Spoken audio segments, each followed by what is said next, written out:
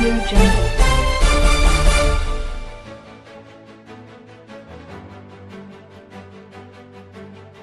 बारह डकैतों को कुल्हाड़ी लेकर ललकारने वाली पाठा की शेरनी। पति किडनैप हो गया, जिंदा जलाने की धमकी मिली, फिर रामलली ने खूंखार ददुआ से लिया बदला। आज बात चित्रकूट की रहने वाली रामलली की करते हैं। वह रामलली जिसे बुंदेलखंड के पठार में लोग किसी देवी से कम नहीं मानते। उनकी बहादुरी के किस्से आज भी चित्रकूट के घर घर में सुनाए जाते हैं। बंदूक वाली माई के नाम से पहचानी जाने वाली रामलली ने कभी बिहार के सबसे खूंखार डकैत ददुआ और उसके 12 साथियों को अपने दम पर खदेड़ दिया था। आज भी किसी महिला के साथ कुछ गलत होता है तो रामलली बंदूक लेकर उसके लिए लड़ने चली जाती हैं। रामलली अब 64 साल की हो चुकी हैं, लेकिन बदन में आज भी वही फुर्ती बरकरार है। उत्तर प्रदेश सरकार ने उन्हें पाठा की शेरनी की उपाधि दी है। उन्हें राजकीय सम्मान के तौर पर एक लाइसेंसी राइफल भी दी गई है। बात उन दिनों की है जब चित्रकूट में डकैत ददुआ का आतंक था। लोग थाने पर उसकी शिकायत करने से भी डरते थे, क्योंकि ददुआ की मुखबिरी का मतलब होता था मौत। ददुआ सबसे ये कहा करता था, जिस दिन मेरी मुखबिरी करने का ख्याल भी दिल में आए, समझ लेना तुम्हारी मौत हो चुकी है। 20 जून 1986 को ददुआ की निर्दयता का एक ऐसा ही मामला सामने आया।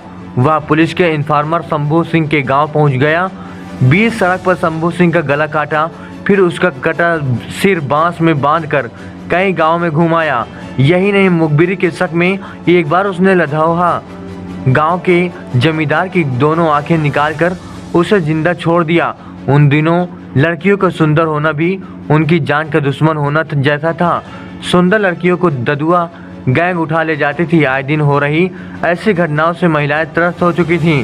साल 2000 तक यूपी और एमपी की पुलिस चौकियों में ददुआ गैंग के खिलाफ लूट, हत्या, डकैती, किडनैपिंग और फिरौती के 500 से ज़्यादा केस हुए दर्ज।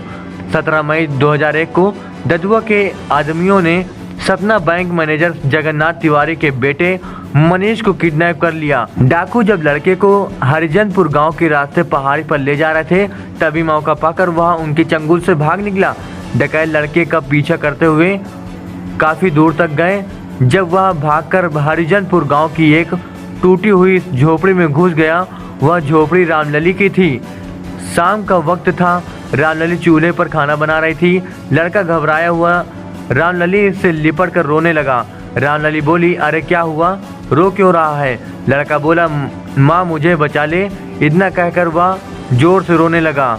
रामलली कहती है, रात का समय था। 12 से 15 डाकुओं ने पूरे गांव को घेर लिया। डकैतों ने एक एक घर की तलाशी शुरू की। वो लोगों को धमका रहे थे कि अगर लड़के को लौटाया नहीं तो वो पूरे गांव में आग लगा देंगे। इस बीच मैंने लड़के को रसोई में छिपाकर आसपास की महिलाओं को घर में इकट्ठा कर लिया था। हम सब के हाथों में कुल्हाड़ी और हंसिया थी। तभी डाकुओं ने मेरे घर पर धावा बोल दिया। मेरे सामने ददुआ के आदमी बंदूक ताके खड़े था। डकैतों ने अंदर घुसने की कोशिश की तो मैं हथियार उठाकर चिल्लाने लगी। डकैत थोड़ा पीछे हटे तो महिलाओं ने पत्थर चलाना शुरू कर दिया। औरतों की भीड़ देख ददुआ गैंग वापस बिहार की तरफ भागने लगी। अफरा तफरी में डकैतों की कुछ बंदूकें भी वहीं छूट गई। उस दिन के बाद से मैं बिहार के डकैतों की आंखों में चढ़ गई। हमने जान की बाजी लगा दी, लड़का नहीं दिया और लड़का लेने में वो अपनी पूरी ताकत लगा दिया। 50 फायर दरवाजे में मारा, लेकिन वो हमारा शकल देखने को नहीं पाया। हमारा गांव तो इतना सुतंत हो गया जब से हम लोग इतनी लड़ाई ले लिया। पाठा की पूरी इज्जत सम्मान बचा दिया। जंगल जा करके लकड़ी नहीं करने पाती थी, छेरी बकरी चराने नहीं पाता था। उधर भी मारते पीटते थे, बेइज्जती करते थे। लड़कियां जाती थी पाती पता हुआ के लिए, उधर पकड़ लेते थे। क्या क्या दुर्दशा बचा